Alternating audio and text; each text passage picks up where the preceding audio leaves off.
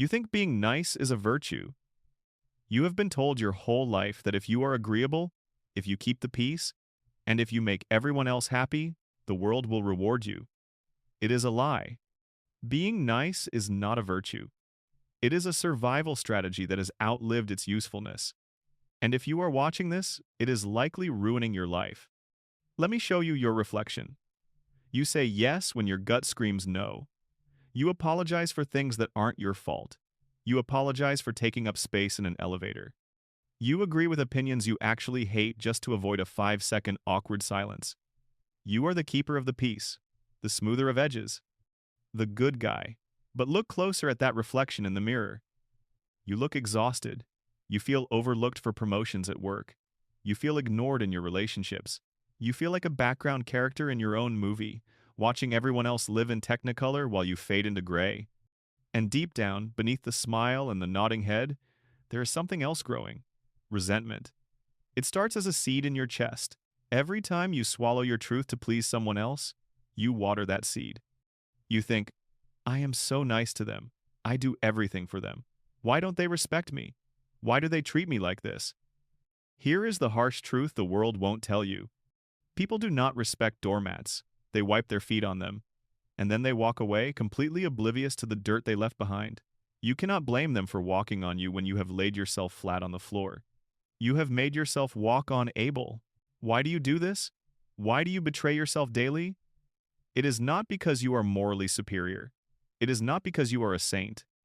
It is because you are afraid. Nice guy syndrome is fear masked as virtue. It is a transactional behavior born in childhood. At some point, you learned that having needs was dangerous. You learned that being difficult meant being abandoned. You learned that being agreeable was the only currency that bought love. So, you created a covert contract with the world. The covert contract works like this. You subconsciously believe, if I hide my needs and prioritize yours, you must love, respect, and take care of me. You operate on this contract with your partner, your boss, and your friends. But here's the problem. No one else signed that contract. They don't even know it exists. So when you sacrifice your happiness to help them, they just think you love helping. They don't know you are secretly building a tab that you expect them to pay back. When they don't pay it back, you become bitter. You become passive-aggressive. This is why nice guys often explode in rage. The pressure cooker eventually bursts. You are operating on an outdated operating system. You became a chameleon. You walk into a room and immediately scan the environment. Who do I need to be to survive here? You change colors to match the boss. Then you change colors to match the date. Then the friends. You change colors so often that when you are finally alone in a room, you don't know what color you actually are. You have become transparent, invisible. You have no edges. And without edges, no one can grab onto you. No one can truly bond with you. So, how do we fix this? How do we turn transparency into solidity? How do we kill the nice guy without becoming a jerk? We must understand the massive difference between being nice and being kind. These two words are used interchangeably, but they are opposites. Nice is weak. It is begging for approval. It comes from a place of deficit. Kind is strong. Kindness gives from abundance because it knows its own value. A nice guy buys you a gift because he wants you to like him. A kind man buys you a gift because he appreciates you, and he requires nothing in return. One is a tax. The other is a gift. Here is the roadmap out of the cage. It requires 4 distinct shifts in your reality. The first shift is the awakening. You must stop lying to yourself. Admit that your niceness is a manipulation tactic designed to keep you safe. Stop telling yourself you are just a good person. A harmless man is not a good man. A good man is a very dangerous man who has that danger under voluntary control. You need to reconnect with your aggression. Not violence, but aggression. The drive to move forward, to conquer, to protect. Feel the resentment in your chest. Don't push it down. That resentment is anger, and anger is energy. It is your psyche screaming that a boundary has been violated. Listen to it. That anger is the fuel you need to stand up. The second shift is the sacred no. You must reclaim the word no. For the nice guy, no feels like death. You feel that if you say no, the other person will be crushed, or they will hate you. But no is not an act of aggression. No is a definition. It defines where you end and where the rest of the world begins. Without no, you have no borders. You are an open field that anyone can trample. You must start small. Say no to the coffee run you don't have time for. Say no to the social event you hate going to. The first time you say it, your heart will race. You will feel intense guilt. You will sweat. Good. That means the medicine is working. Sit in the guilt. Let it wash over you. Do not apologize for saying no. Just let it hang in the air. You will realize something incredible. You did not die. The world did not end. And strangely, the person you said no to often respects you more, not less. The third shift is finding your spine. You must develop opinions. Stop echoing.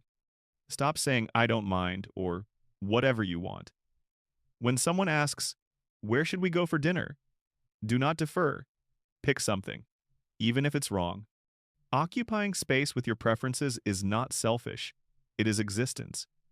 If you bring nothing to the table but agreeableness, you are boring. Friction creates sparks.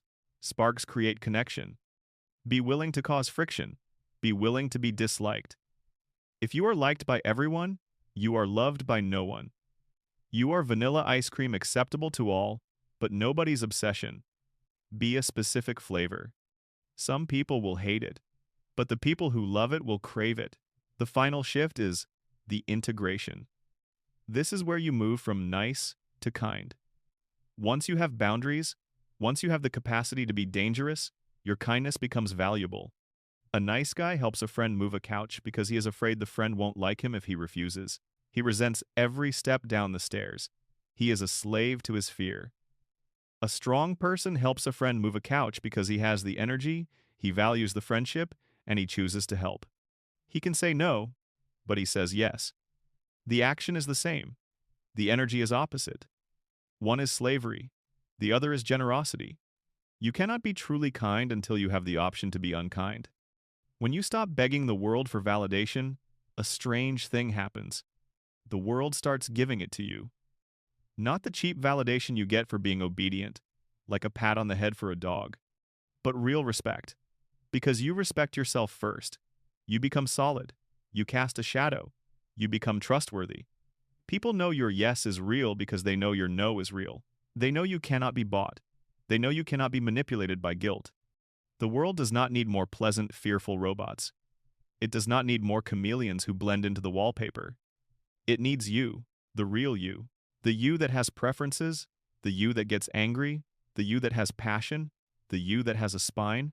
It needs your edges. Stop fading away. Stop apologizing for your existence. Stop trying to buy love with submission. It is time to kill the nice guy so the real man can be born. The cage door is open. You built the cage, and only you can walk out of it. Walk out. Start showing up. Start taking up space.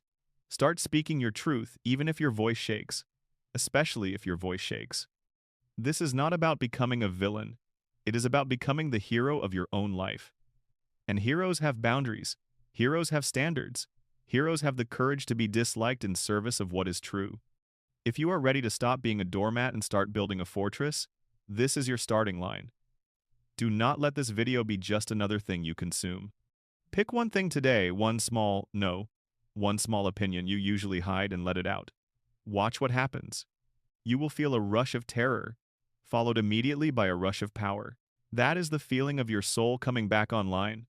Welcome back.